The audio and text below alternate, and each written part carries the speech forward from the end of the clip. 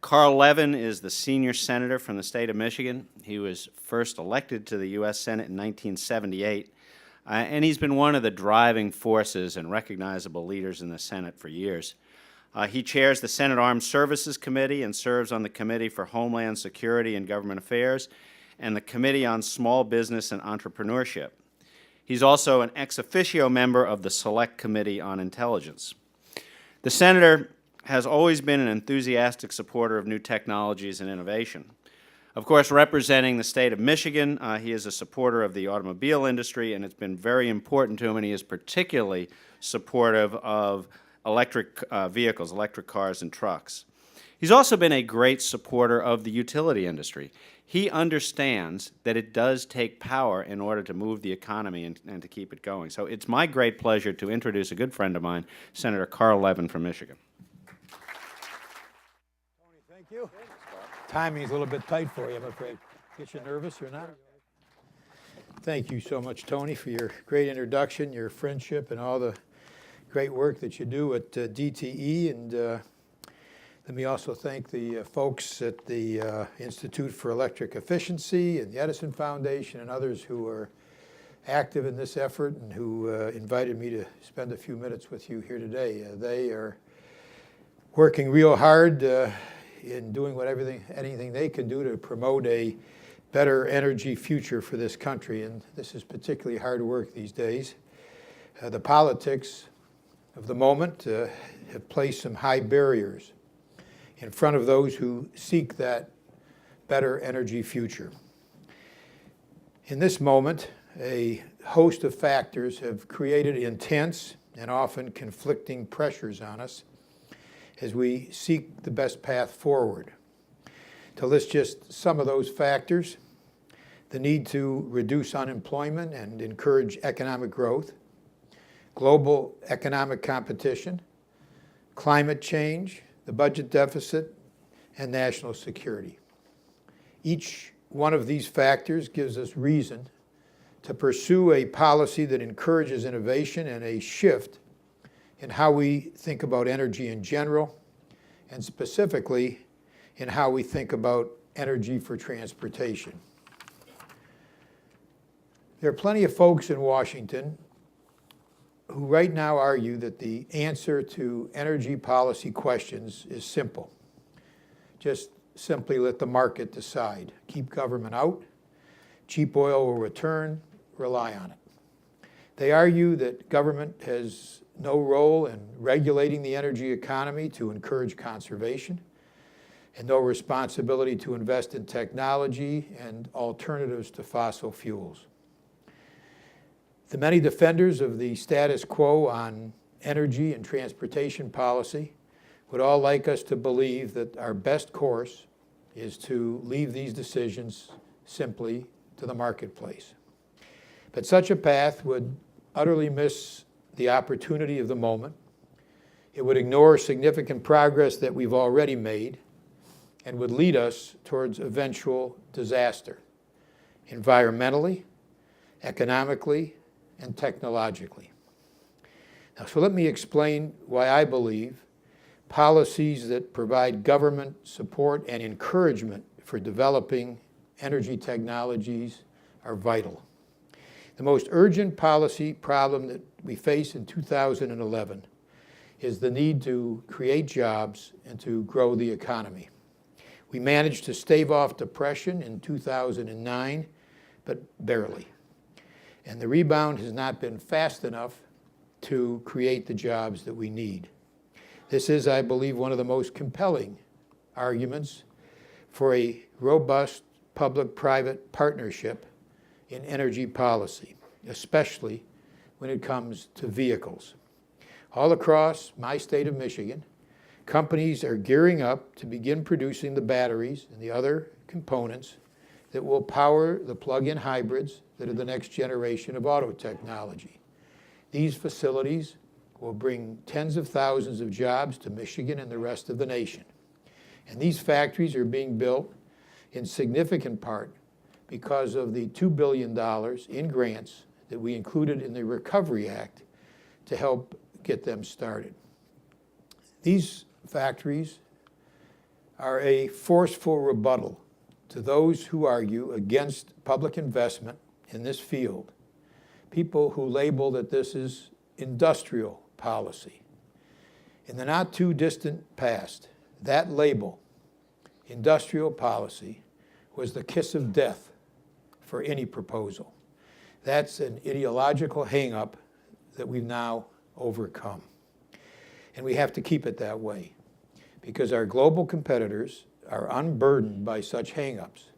That's why these issues are important, not just in terms of driving down high unemployment numbers right now.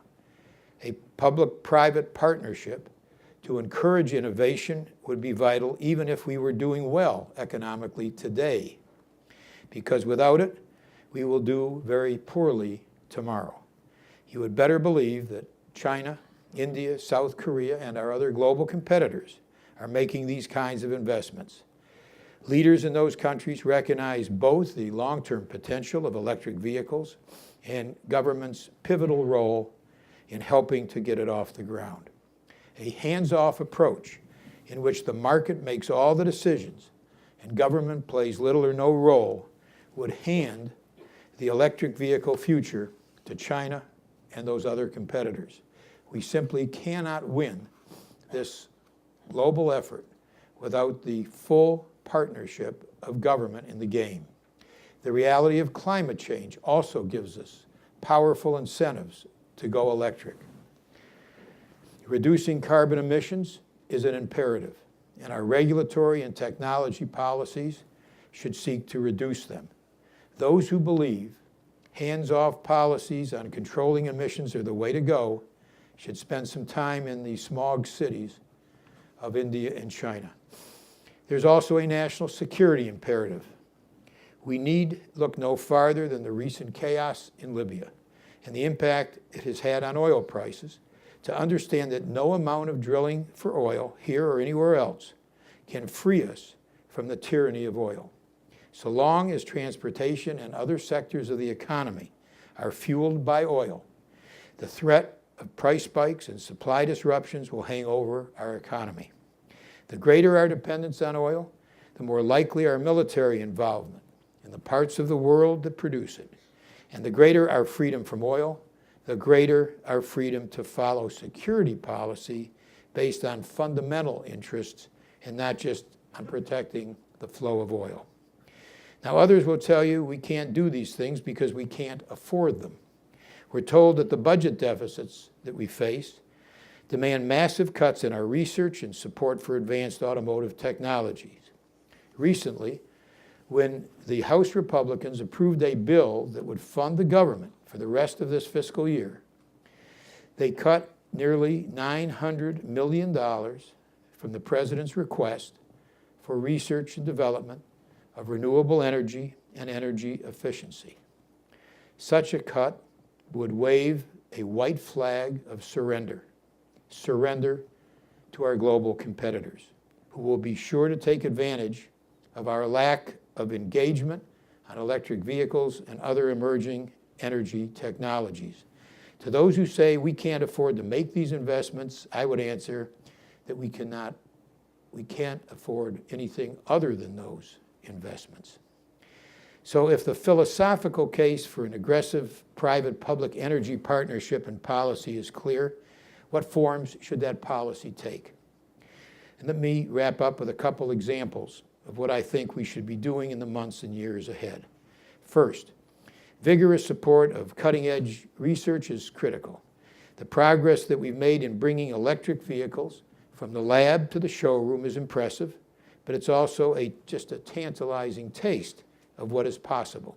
There is no reason we can't double or triple the capacity of batteries and thus double or triple the range of electric vehicles, dramatically widening their appeal. Second, we need to give consumers and manufacturers some confidence that we're not just dabbling, that we're serious about not just creating, but sustaining a market for advanced vehicles, and that we understand that we are in an early stage when we haven't yet reached the economies of scale to bring down prices. One step in this direction is a bill that my brother, Congressman Sandy Levin, has introduced in the House of Representatives and that I've introduced in the Senate. That bill would lift a cap on tax credits for buyers of advanced plug-in hybrids. Current law limits the $7,500 credit to the first 200,000 sales by each manufacturing. Our bill would raise that cap to 500,000 vehicles, and in doing so, we would create the kind of certainty that reassures manufacturers about the immense investments that they need to make in order to compete. Another sign of that commitment would be setting a good example. Government should lead in helping build the market for advanced vehicles by purchasing more of them for federal fleets. Also, an electric vehicle future is going to require charging stations, lots of them. We have to set the example there as well. One of the things I'm trying to do is to provide for the construction of a charging station for government employees at the Capitol, which would be done at no expense to the taxpayer. Lastly, I think everyone in this picture, government and industry alike, needs to start thinking about ways to break out of a pattern that we're in right now, which focuses on incremental, year-to-year improvements in fuel efficiency, and look for ways to take giant leaps instead. We've made some real improvements in how our fuel economy regulations work, but still we spend a lot of time and a lot of money debating on incremental improvements. I'd rather put that effort into finding ways to revolutionize how we power our cars and trucks.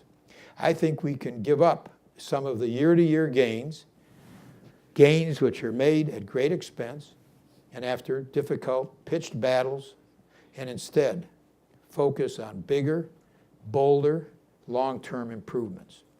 We would have to forego some improvements in the short term, but at the end of, say, 15 years, we could have a truly transformed transportation sector, one that brings us to a better point at the end of that period and for the decades beyond, environmentally and economically, than does our current path of incremental improvements. And I want to just think out loud with you for a minute.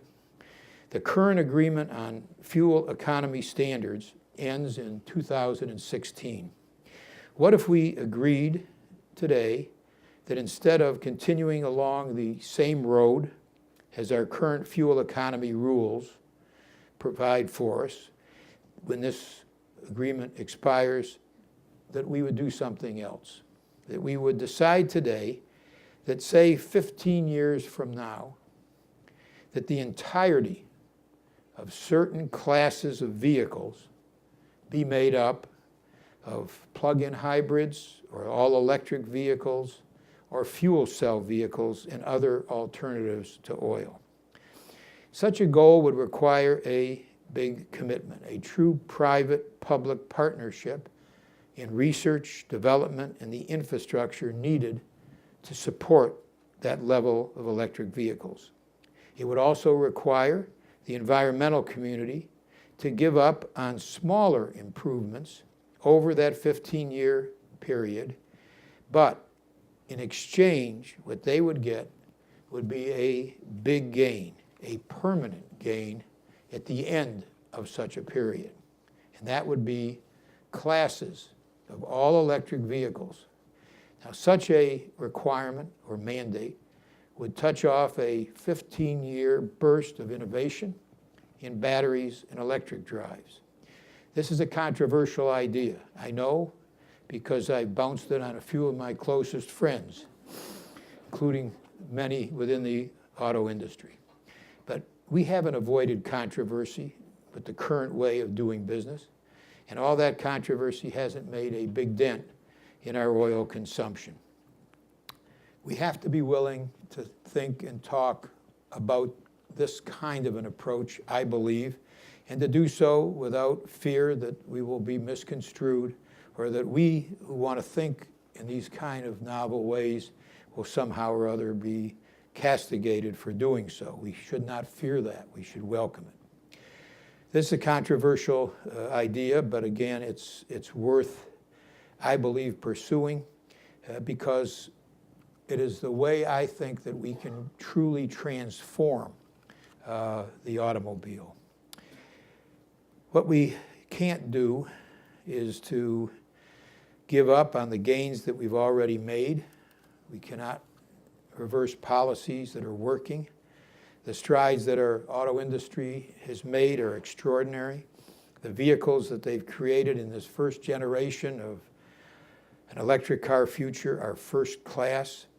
The jobs that they have created are real jobs, and so are the families who depend upon them. Industry has accomplished these things because of smarts, investments, dedication, efforts, innovations, and in part, because there's been a robust partnership with government that has helped make these gains possible. And we cannot go back from that kind of a strong partnership. We cannot return to a rigid, ideologically driven, anti-government approach, which would weaken or set back this private-public partnership. Instead, we must strengthen the industry-academic-government partnership. We must strengthen it in order to strengthen our economy. We must strengthen it to strengthen our environment and to strengthen our global competitiveness. And finally, and perhaps most importantly of all, we must strengthen that private-public partnership in order to strengthen our nation's security. Thank you again for inviting me to be with you today, and thanks for all the great work that you're doing to make a brighter energy future possible. Thank you.